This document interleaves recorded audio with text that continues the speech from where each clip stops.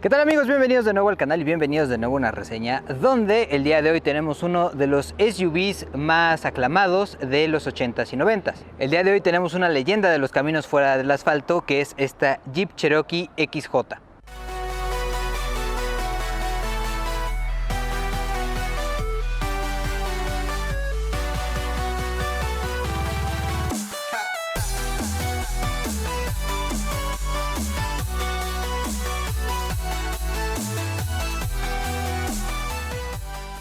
El nombre de Cherokee es uno que Jeep usó desde 1974 cuando reintrodujeron la versión de dos puertas de la popular Wagoneer, la plataforma SJ. Con este nuevo nombre y de paso inventando el término de Sport Utility Vehicle, pues se suponía que esta variante de dos puertas de la plataforma SJ era más deportiva que la típica Wagoneer y representaba, digamos, esta opción más personal. Sin embargo, la Cherokee mejor recordada es la segunda generación de esta SUV que fue presentada en 1984 y se denominó la plataforma XJ. Cuando fue lanzada representaba la primera camioneta americana desarrollada en un monocasco estructural y desde un inicio se ofreció en carrocerías de 3 o 5 puertas con motores que iban desde el 2.5 4 cilindros de 105 caballos de fuerza, pasando por un turbodiesel 2.1 de 85 caballos de fuerza y llegando hasta un V6 2.8 de 110 caballos. También en estos primeros años existió un derivado de la plataforma XJ llamada la Jeep Wagoneer que representaba la variante de lujo de esta camioneta. En 1987 la Cherokee recibió el motor que le ayudaría a cementar la fama de confiabilidad y capacidades off-road, que fue el 6 en línea 4.0 de 173 caballos de fuerza y 220 libras-pie de torque. Esta generación de la Cherokee se suponía debía ser reemplazada por la ZJ, que se convertiría en la Gran Cherokee, pero cuando Chrysler tomó el control de Jeep, decidieron mantener ambas camionetas, pues en realidad estaban en diferentes niveles del mercado. 1994 fue el primer año que México conoció la Jeep Cherokee, pues con el nuevo Telecan ahora era posible para Chrysler de México importarlas desde Estados Unidos. En nuestro país comercializaron solamente la variante Laredo de 5 puertas con tracción 4x2 y el motor 4.0 en línea, y posteriormente como modelo 96 llegaron las variantes Laredo 4x2 o 4x4 que seguían teniendo el motor L6. Para 1997, ya con 13 años de producción sobre sus hombros, la XJ recibió su primer rediseño estético que afectó tanto el exterior como el interior, con formas en general más redondeadas y mejor integradas. Ahora los motores disponibles eran el 2.5 4 cilindros con 125 caballos, el 4.06 en línea de 190 caballos y principalmente para mercados de exportación un turbodiesel tetracilíndrico 2.5 de 114 caballos de fuerza. Con este rediseño ahora en México llegaba solamente la variante Sport 5 puertas con el motor 4.0 y tracción 4x4 como la que tenemos el día de hoy, aunque para 1999 además del Sport 4x4 opcionalmente también llegó la versión de tracción solo trasera, la 4x2, y se mantuvo sin muchos más cambios hasta el 2001 cuando la Cherokee XJ fue reemplazada por la plataforma KJ, que fue llamada en Europa Cherokee otra vez o en América Liberty.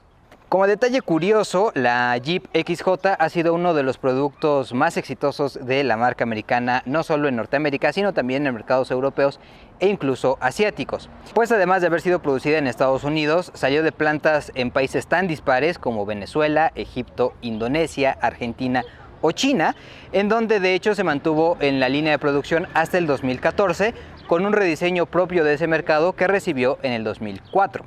El día de hoy tenemos una Jeep Cherokee Sport 4x4 del año 97, que es donde ya tiene este rediseño que se nota más en el interior. De hecho, en donde ya tenemos un volante más moderno, que incluso puede tener una bolsa de aire que antes no ofrecía. De hecho, tenemos doble bolsa de aire delantera, cosas que en camionetas o autos de estos años era difícil de ver. Pero además de esto tenemos un equipamiento bastante completo. Vidrios seguros e incluso espejos de accionamiento automático. Los espejos incluso tienen calefacción. Aire acondicionado, un aire acondicionado completamente manual, y originalmente teníamos una unidad de audio muy similar a lo que hemos visto en otros productos de Chrysler de la época, con radio AM/FM, CD o casetera. El cuadro de instrumentos es un cuadro de instrumentos que nos recuerda al de la Jeep Wrangler que ya probamos de estos años. Muy sencillo, pero también con todo lo necesario para, digamos, tener controlado todo el comportamiento del motor.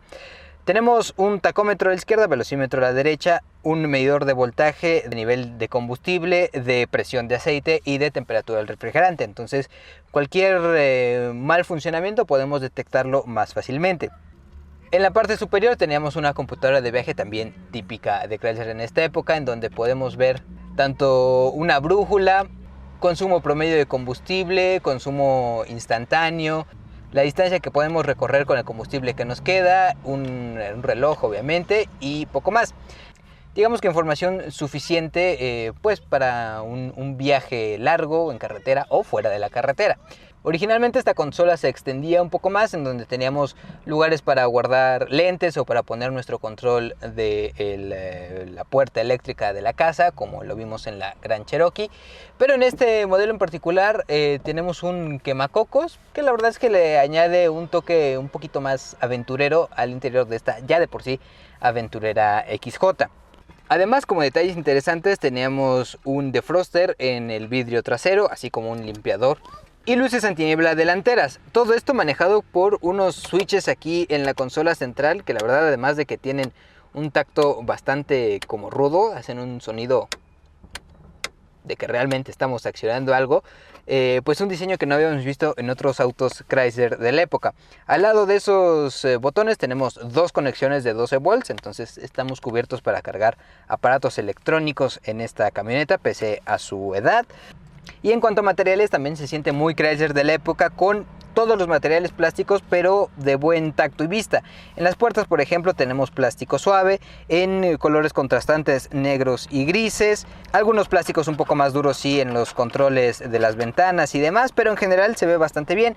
El tablero principal es de un plástico un poco más duro, que otra vez tiene buena vista, como que simula que es vinil.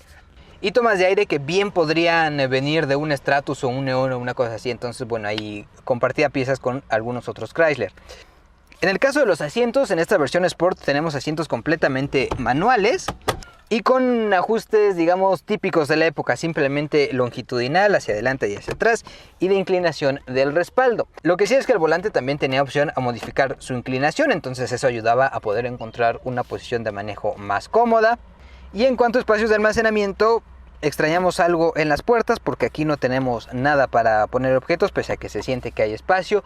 En la consola central también está un poco más limitado, pues tenemos nuestras dos palancas, la de velocidades o la de selección de velocidad de la caja automática y la de selección de nuestro modo 4x4. Al lado de eso solo tenemos un cenicero, porque obviamente en los 90s íbamos a tener un cenicero antes que un espacio para almacenar más cosas. Dos portavasos de buen tamaño, digamos, no muy configurables en cuanto a espacio, pero pues un par de vasos de fast food caben ahí sin problemas. Y más atrás tenemos una guantera de buen tamaño, donde sí tenemos espacios específicos como para CDs o cassettes, otra vez muy al estilo de lo que se usaba en la época, y poco más.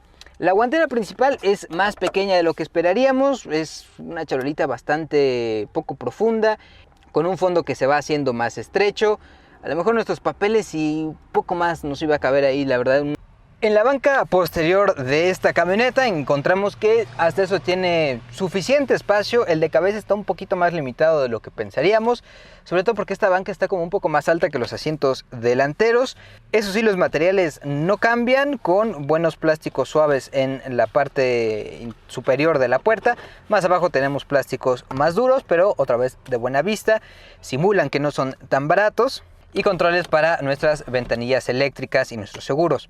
Igual que adelante, nos quedan a deber con un espacio de carga acá atrás, porque no tenemos en las puertas, y de hecho acá atrás está todavía más limitado que adelante, porque no tenemos ni siquiera bolsitas en los asientos. Simplemente teníamos un cenicero en la parte central, porque ya lo he dicho, los niños de los 90s fumábamos bastante. Y tampoco es que a los padres de estas épocas les interesara mucho la seguridad, porque acá atrás ni siquiera hay cabeceras para los ocupantes traseros. En ese sentido, sí se sigue sintiendo como muy camioneta de los 80s, como camioneta más de trabajo que familiar, porque de hecho, por ejemplo, esta banca es una banca completamente corrida y se puede reclinar el respaldo para ampliar el espacio de carga, pero a expensas de pues todos los ocupantes acá atrás. Cuando hacemos eso, la verdad es que nos queda un espacio súper amplio, no solo como para llevar carga, para llevar objetos grandes, sino también como pensando en que podríamos utilizarla como una casa de campaña, en una escapada al bosque o algo así. Entonces, bastante interesante. Aún así, cuando los asientos están puestos en su posición normal para llevar 5 pasajeros, el espacio de la cajuela es bastante suficiente. La verdad es que ahí no nos queda a deber nada. Y de hecho es mucho más amplio que otras camionetas compactas que hemos visto, mucho más modernas. Como les decía, la seguridad no era pues una prioridad en estas camionetas y en estos años. Tenemos lo básico, bolsas de aire delanteras y frenos ABS. No tenemos control de estabilidad o tracción. Digamos que el único control que podías hacer era si tú querías tener solo tracción trasera, tracción total para caminos resbaladizos o algo así, o si te encontrabas con un camino demasiado agreste, pues la tracción 4x4 en velocidad low. Sin mucho más que comentar del interior de esta Cherokee, ahora pasemos a manejarla. Bien, manejando esta Jeep Cherokee 4x4, de primera instancia lo que notamos es que aunque tiene el mismo motor de la Gran Cherokee Laredo que ya probamos, en esta aplicación se siente un motor más potente, pero no porque sea más potente el motor, de hecho es prácticamente igual, sino porque la camioneta es mucho más ligera. Seguimos teniendo este empuje desde bajas revoluciones que vimos en la Gran Cherokee, pero a un poquito de más altas revoluciones, por ahí de las 3000, se sigue sintiendo potente y de hecho se sigue sintiendo que es capaz de hacer rebases a una buena velocidad. Seguimos teniendo una transmisión automática de 4 velocidades, bastante suave, bien escalonada. En viajes de ciudad, por ejemplo, no se siente una camioneta falta de potencia o pesada, lenta, casi como un auto. De hecho, imagino que originalmente se sentía bastante más manejo de auto que de camioneta. Ahorita en este modelo en particular tenemos una suspensión levantada, llantas ya más grandes para 4x4, digamos algunas modificaciones muy típicas de estas camionetas porque les digo son muy capaces para salir fuera de la carretera. Otra cosa en lo que se parece mucho a su hermana mayor es a la buena visibilidad que tenemos. Hacia atrás podemos prácticamente dominar lo que pasa sin necesidad de cámaras de reversa o todo este tipo de cosas a los que estamos acostumbrados en autos modernos. Al ser una carrocería tan cuadrada, podemos dominar las puntas hacia el frente. Los espejos retrovisores son amplios y bastante cuadrados, entonces dominar hacia los lados también no es nada complicado. Entonces, si no fuera por estas pequeñas modificaciones enfocadas en este instinto aventurero que tiene una Jeep, se manejaría muy bien. La suspensión hace que sea un poquito más altona, con una dirección bastante vaga, pero es otra vez algo que ya hemos visto en las Jeeps como en la Wrangler que probamos. Entonces, si saben cómo se maneja realmente una camioneta, no les tomará por sorpresa. Para alguien que venga a lo mejor de un auto, de un sedán mediano o algo así, sí va a notar que es mucho más imprecisa que pues un auto como tal. Definitivamente se siente más sobrado este motor en esta Cherokee que en la Gran Cherokee. De hecho, pues a una velocidad constante, 80 km por hora, algo así. Apenas si tenemos que apretar el acelerador, tiene como muy buen torque para mantenernos a velocidad constante. Siempre hay un murmullo como del motor que entra a la cabina, pero bueno, se espera en autos de estos años. Ruido de aire también siempre está presente, otra vez por estas formas cuadradas que tenemos, pero fuera de eso una conducción sin mayor complicación. Con este pequeño contacto de manejo vamos a dejar por aquí el video. Como siempre, si les gustó, les agradecería que me regalaran un like, una suscripción al canal o que lo compartan con sus amigos. Muchísimas gracias por verme y nos veremos en un próximo video de mitad de semana. Hasta entonces.